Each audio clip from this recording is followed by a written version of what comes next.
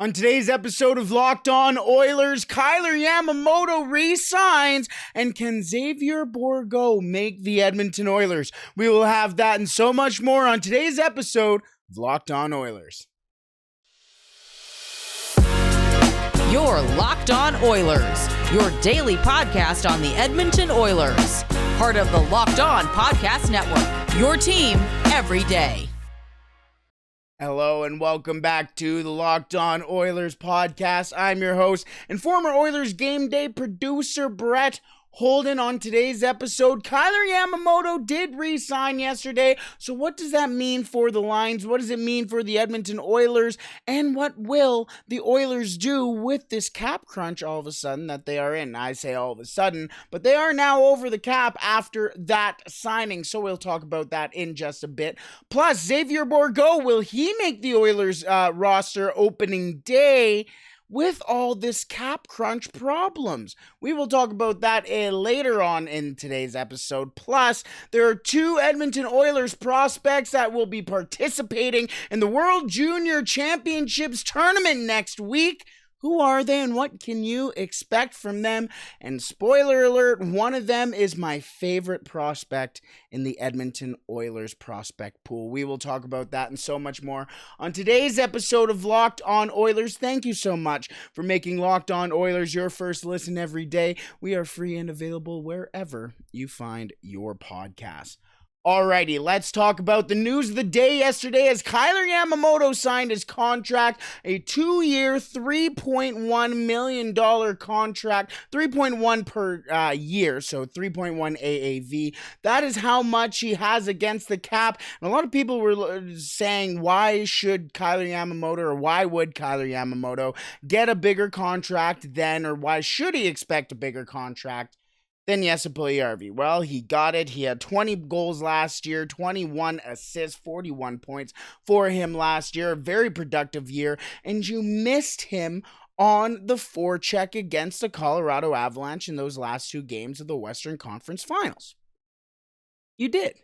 You lost a whole other aspect of this game that you absolutely refused to play Dylan Holloway in as well. He's a necessary evil for the Edmonton Oilers, and now that necessary evil also puts the Edmonton Oilers $423,000 over the cap, and that includes the Edmonton Oilers' dead cap with Mike Smith and Oscar Klefbom. So what do the Edmonton Oilers do now? Well, let's take a look at the lines as of right now. The Edmonton Oilers now, with the signing of Kailer Yamamoto officially, they have Evander Kane, Connor McDavid, if you ever heard of him, and Kailer Yamamoto. Then second line is Zach Hyman, Leon Draisaitl, don't know if you heard of him either, and Ryan Nugent-Hopkins. Third line of Dylan Holloway, and now Ryan McLeod still hasn't signed his contract yet. That is what the Edmonton Oilers need to make space for, because Ryan McLeod is the 3-center or 3C of the future for the Edmonton Oilers. Also on that line now with the Jesse Puljujarvi signing, Jesse Puljujarvi on that wing for the third line. And then a fourth line of Matthias Janmark, Derek Ryan, and Devin Shore. Also Warren Foegele in the mix. Also Greg McKegg in the mix. Also we're going to talk about and make the case for Xavier Bourgault's name being in the mix as well. So the Edmonton Oilers have a lot going on in their forward core. So who gets the bump? Well, a lot of people like to say Jesse Puljujarvi, as he is the favorite name to go, and I understand why. He has a very tradable contract in a 1-year, $3 million deal. He has an upside of a 4th overall pick in the NHL draft. It's very understandable. He is a guy who has shown when he was younger that he does have a scoring touch. He also, if you take a look at the advanced stats, is a very impressive player. But if you ask a lot of old heads and people that for some reason don't like Jesse Puljujarvi, they're going to find something wrong with Jesse Puljujarvi's game. However, it seems like the market has gone cold for Jesse Puljujarvi. Ken Holland has said since he became the general manager of the Edmonton Oilers, And he's not just going to give Jesse Puljujärvi away. He's not going to sell low on Jesse Puljujärvi. There's reasons why. Many reasons why. But Jesse Puljujärvi is not going to be handed over to some team for a second-round pick. I doubt it. Unless they absolutely get to the point where they have to move him, they have to get something back, and that's the only deal they can make. That's the only deal they could have made when Jesse Puljujärvi was still in Finland. Jesse Puljujärvi isn't still in Finland. He's playing on the Edmonton Oilers' third line and should probably be on the top line of a lot of places around the NHL. Well, probably in the top 6. Jesse Puljujärvi believes he's a top 6 player. Jesse Puljujärvi can also play like a top 6 player. Jesse Puljujärvi can also play with Connor McDavid, Leon Draisaitl, or he can also play with Dylan Holloway and Ryan McLeod. That's called versatility, people. Welcome to the show. Welcome to the show where people aren't just Connor McDavid and Leon Draisaitl every single time they step onto the ice and actually have duties when they go out to play against the other team.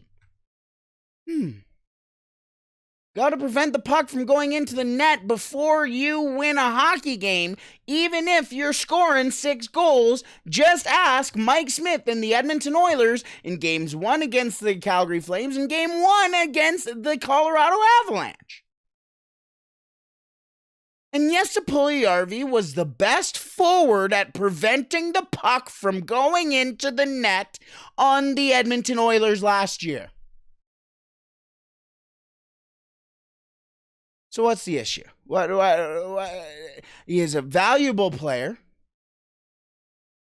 and is playing in the NHL. So he's not going to bring in a second-round pick. And the Edmonton Oilers, well, he can, but the Edmonton Oilers aren't just going to go, a second-round pick? Yeah, sure. Here's this very valuable guy who can probably score 20 goals in any, if he really wants to. The guy did have a lot of injuries, but again, okay, I'm getting a little too much into Jesse Puljujärvi, but I'm making my case as to why, after this Kailer Yamamoto deal, he isn't the guy to make the move on. The market is cold for him right now, and if the Edmonton Oilers were to move him over the guy who I would move, you're only clearing up $25,000 in cap space. When the guy the Edmonton Oilers should be moving, and this is no slight to him, but the Edmonton Oilers signed him to a tough deal last year. Had to, but he didn't produce, hasn't produced in his career.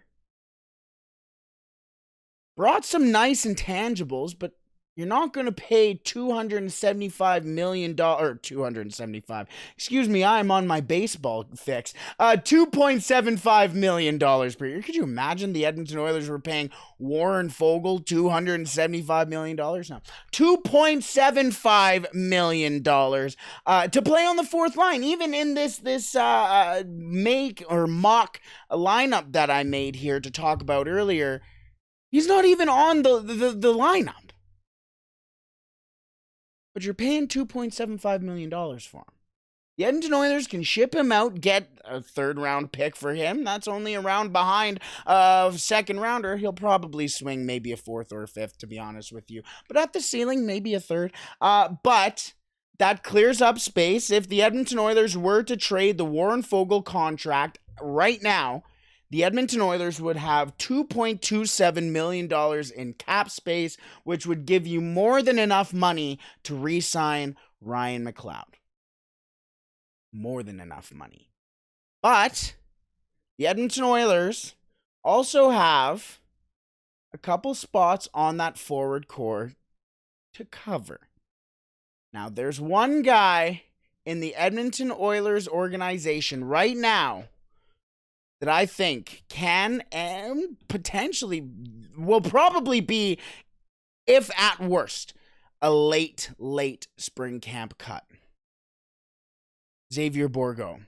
What does he have to do to make the Edmonton Oilers next year after the Kailer Yamamoto contract? Well, I'll tell you in just a second. But first, I want to tell you about our partners over at BetOnline.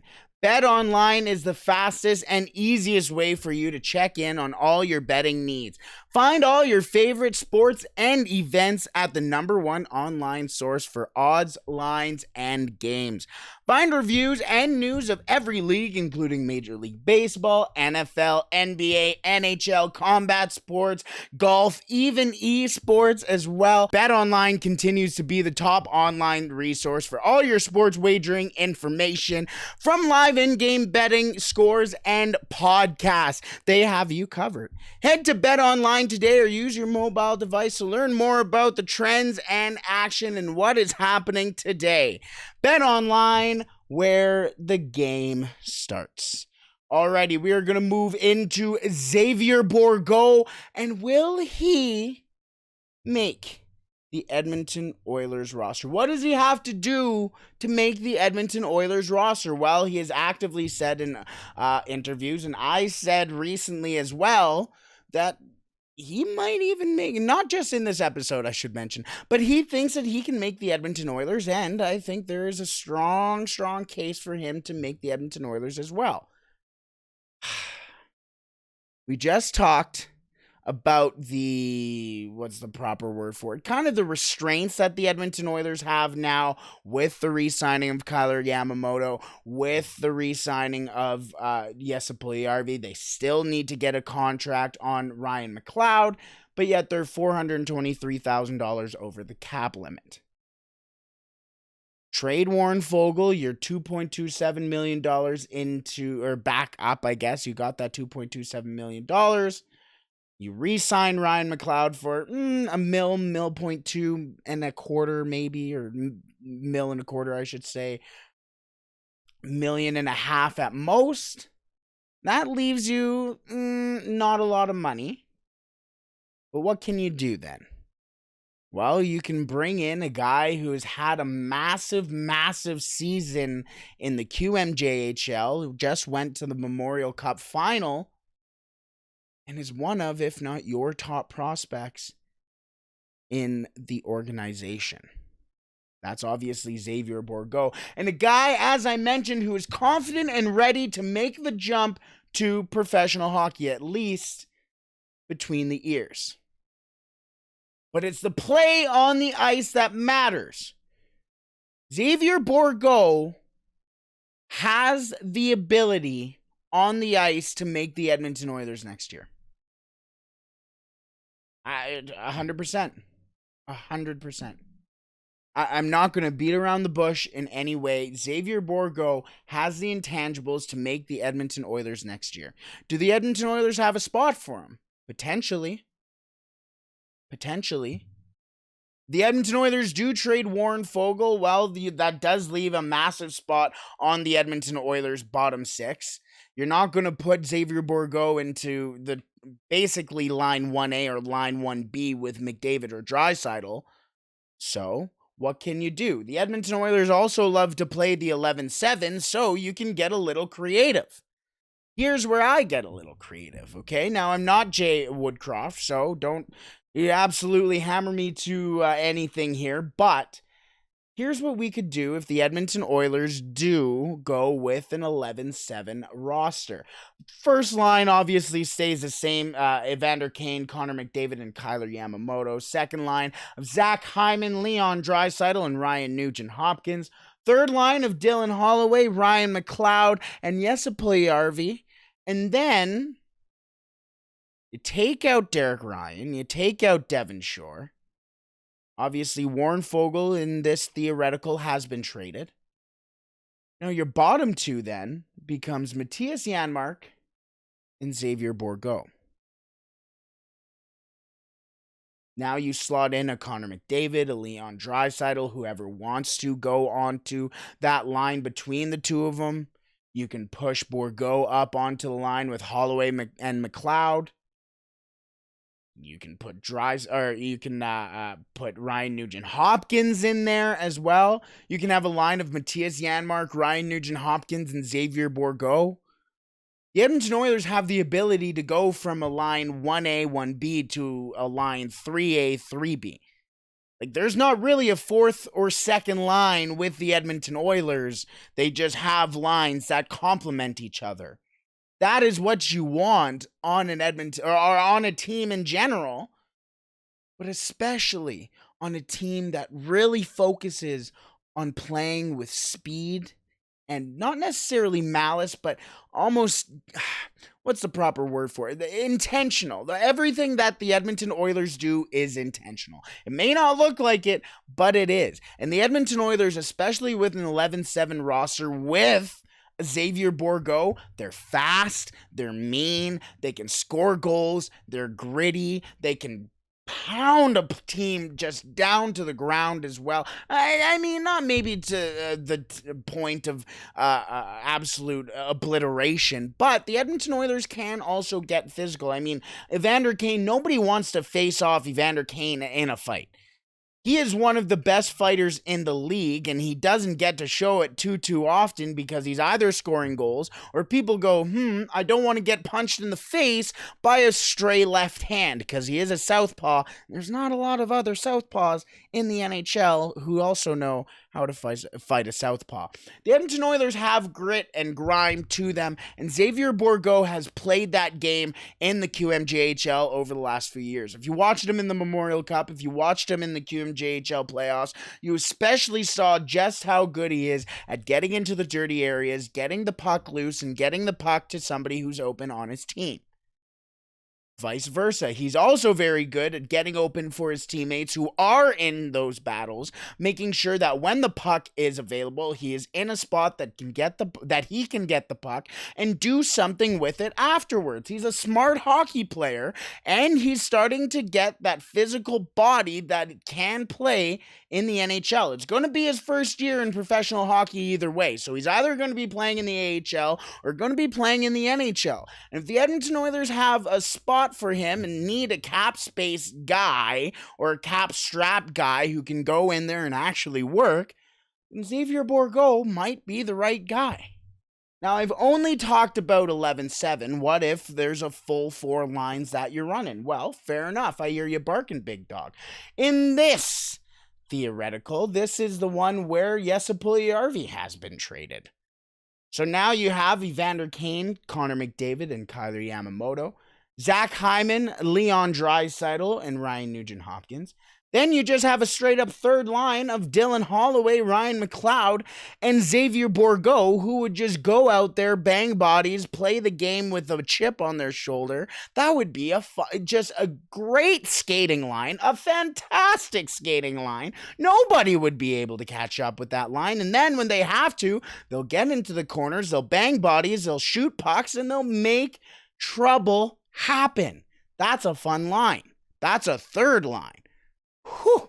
And then a fourth line of Warren Foegele, Derek Ryan, and Matthias Janmark. Not too bad. I know a lot of people do like Warren Foegele. I like Warren Foegele as well. I've mentioned just his chemistry and his friendship with Kailer Yamamoto, I believe Evan Bouchard, and Ryan McLeod as well. So that's something that you don't want to break up.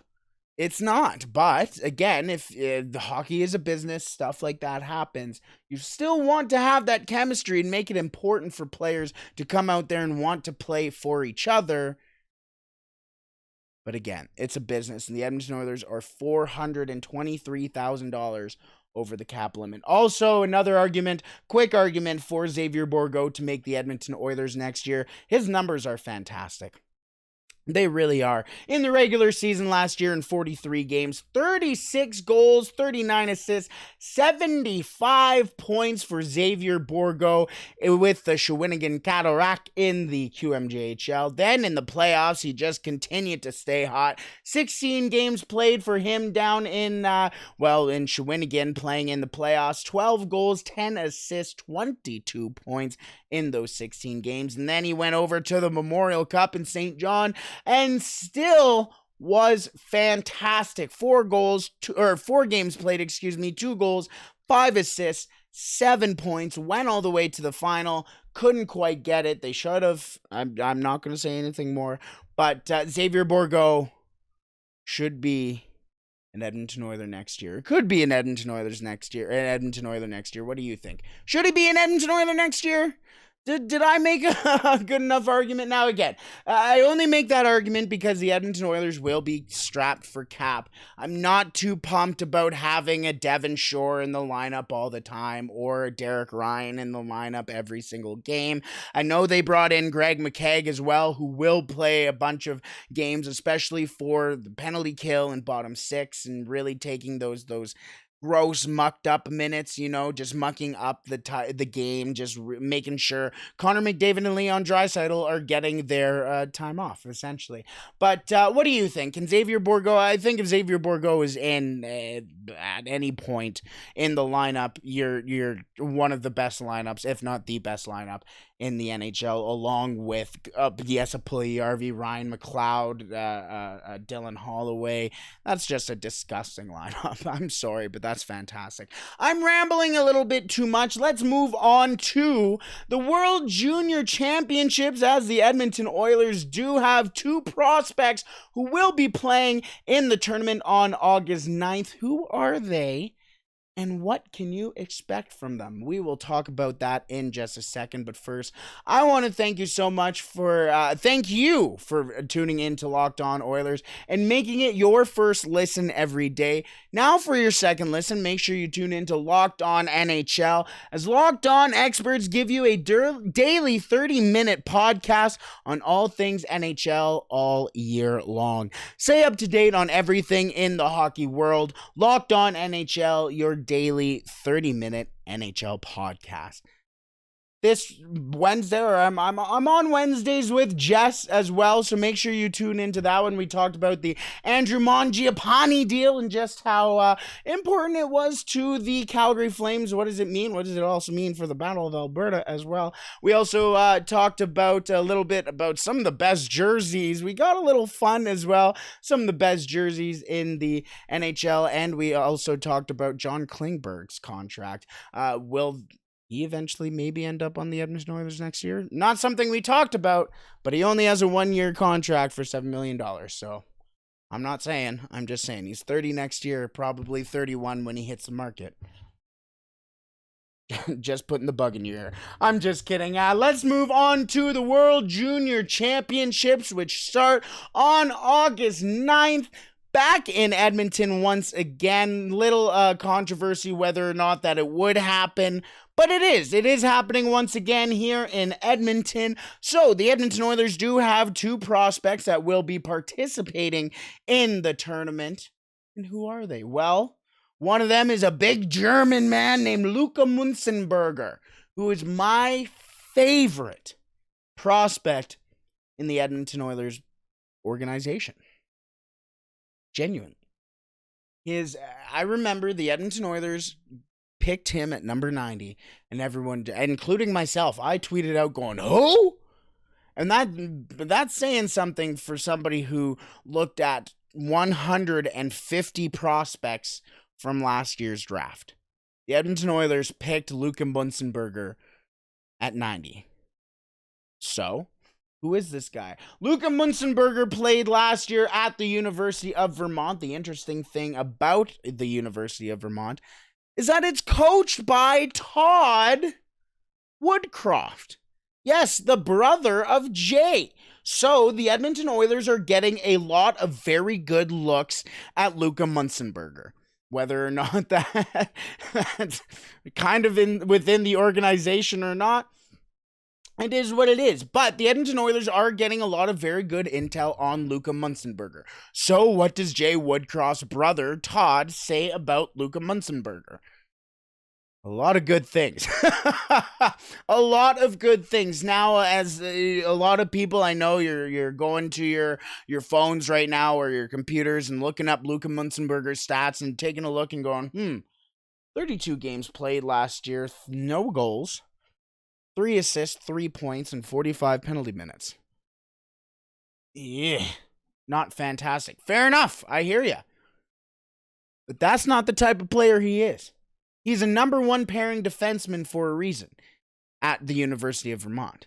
He's the number 1 pairing defenseman at the University of Vermont because He is the number one shutdown defenseman in that organization, in that program. Todd Woodcroft, I keep wanting to say Todd McClellan when I say Todd Woodcroft. Todd Woodcroft keeps saying that Luka Munzenberger is the range on him, the skating on him, everything, his size, everything about him makes him a premier shutdown defenseman. Now, guys in the NCAA have realized just how good Luka Munzenberger is, and they're starting to give him space because, like Todd Woodcroft said, if they don't give Luka Munzenberger space, they're going to get hit. They're going to hit hard. Luka Munzenberger currently sits at 6'2", 190 pounds, according to Elite Prospects. I can guarantee he's probably 6'3", 6'4", probably around 195, 200 pounds maybe, and he's only 19 years old.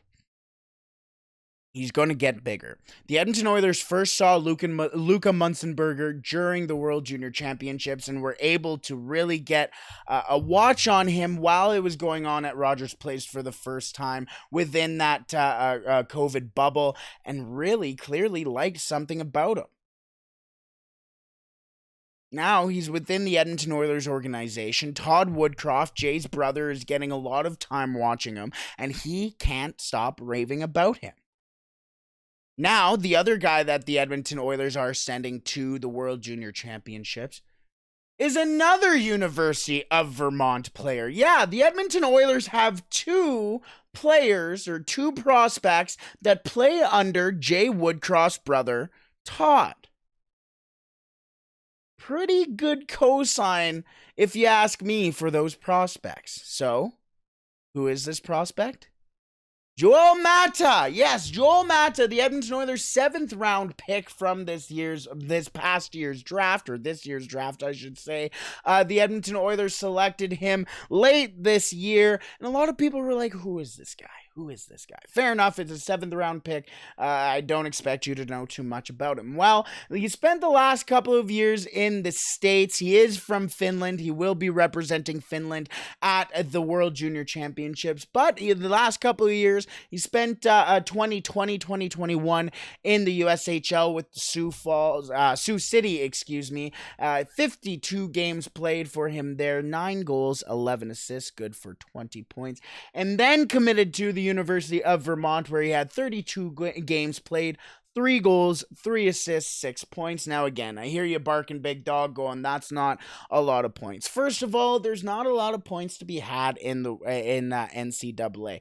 Carter Zavoy, who is a very top or elite, maybe not elite, but a good point producer in the NCAA, wasn't getting the numbers that you would probably expect from him, and especially wasn't getting the numbers that he would have produced in like the AJHL or the WHL.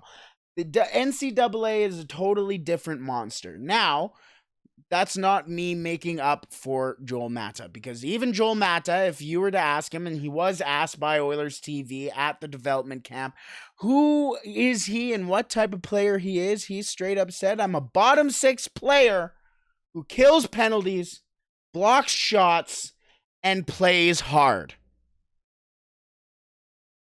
This kid's what? I don't even think he's 20 yet. I did not look at his stats. I did look at his stats, but I didn't look at his age, because he definitely sounds like he's over the age of 20. He is a very, very, very mature player. He is 20 years old. I just looked it up. July 6, 2002. He is a mature man. He knows what type of player he is. It's the type of player you want. As mentioned, not every draft pick is going to be a Connor McDavid, a Leon Draisaitl. Sometimes you get a Ryan McLeod, who's a fantastic third center or even a second center. He can play all over the place. He can kill penalties and do basically everything. But he's not going to score 50 goals. The Edmonton Oilers have a guy who is willing and committed to play bottom 6 minutes because he knows that's his strength. And he is now getting the ability and ingrained in his head the Oilers' mentality in Todd Woodcroft. Pretty nice reference for a lot of those players like Luka Munzenberger and Joel Mata. So 2 guys to keep an eye out for the World Junior Championships, which start August 9th and go till August 20th here in Edmonton. I'm not sure if they are selling tickets. Hopefully they are. They should be.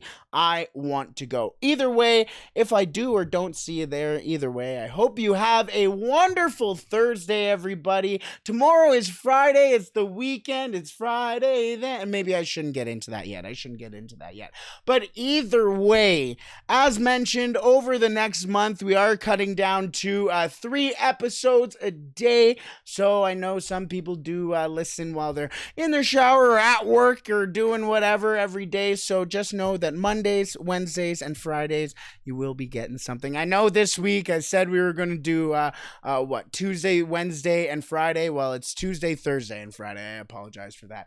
Either way, I hope you have a wonderful day. We shall see you tomorrow on Friday. Stay safe and don't do anything I wouldn't do.